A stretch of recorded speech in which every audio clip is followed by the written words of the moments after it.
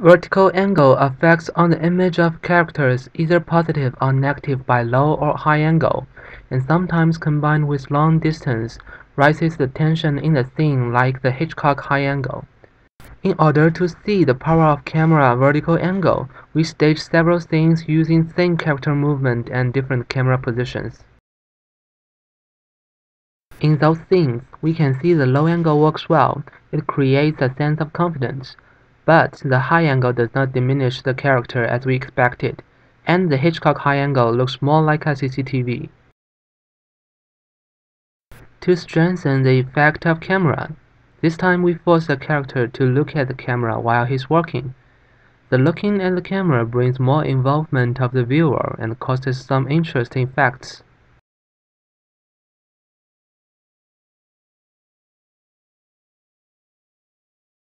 In the new scenes, the low-angle effect now overshapes the character's confidence, which makes him arrogant.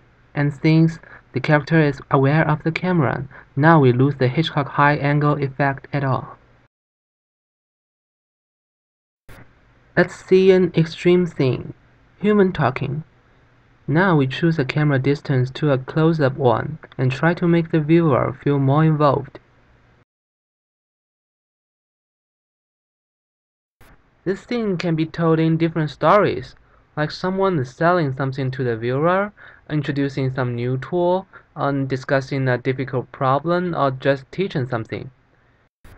Anyway, it is a simple human talking scene, but without hearing his voice, the identity of the character can be interpreted differently in different horizontal angles. Finally, we can see the low-angle scenes still work well on adding power and authority to the character, and the high-angle scene now successfully shows the humbleness and honesty as we hoped. Let's turn to the horizontal angle. Horizontal angles allows the character to gaze into the viewer's space. This time, we still use working scenes to show the difference brought by the horizontal angles. Now we can simply tell the difference between them. Direct angle makes the viewer feel the character is walking towards him, while the indirect angle puts the viewer as an outside observer. Subjective camera immerses the view into the scene through the perspective of one character, grasps more attention and involvement. By using this, viewers now moving together with the camera. Can you feel your hand is now touching the character's shoulder? Yeah, that is the power of subjective camera.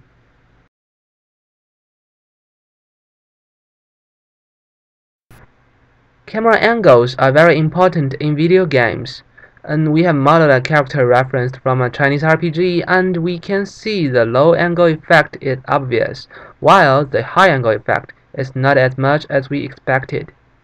And what about add some environment to the character? Okay, the environment did not work so well. But on the other hand, it implies that the power of camera is even larger than the power of the environment models. The use of a front shot in video games is not common, because the spatial perception is limited and it's harder to control. But it can be always seen in game posters because this camera angle shows the best of the avatars. In the gameplay, a front shot is used to help players to identify people, and sometimes we can see this in some traditional turn-based RPGs. Usually, a low-angle front shot shows the confidence of a character. We can see it from the poster of Assassin's Creed 2 and Halo. Also, in games where the enemies are huge, a low camera makes them look even more intimidating. It is rare to see the high-angle shots in the games, but in those exception cases, the high angle helps to create a sense of oppression and anguish.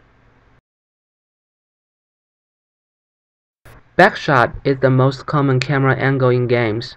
We like to refer it as a semi-subjective camera because on the one hand, players can see their avatars clearly, and on the other hand, they may feel involved just like using the first-person perspective.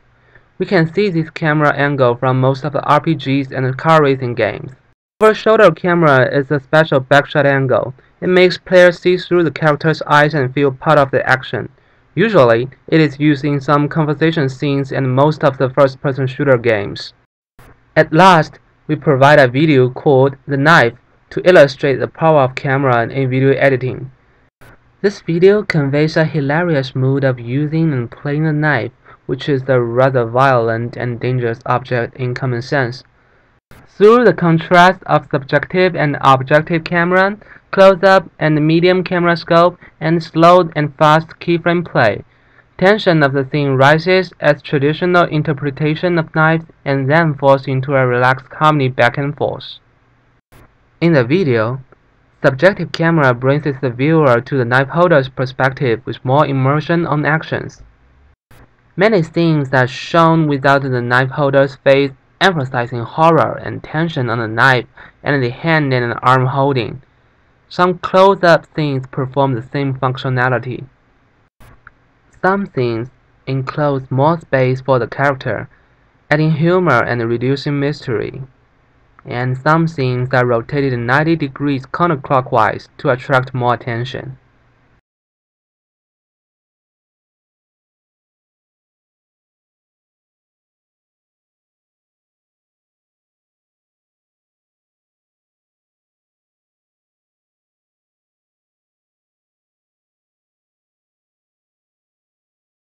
And hope you have enjoyed the art of camera, and thanks for watching.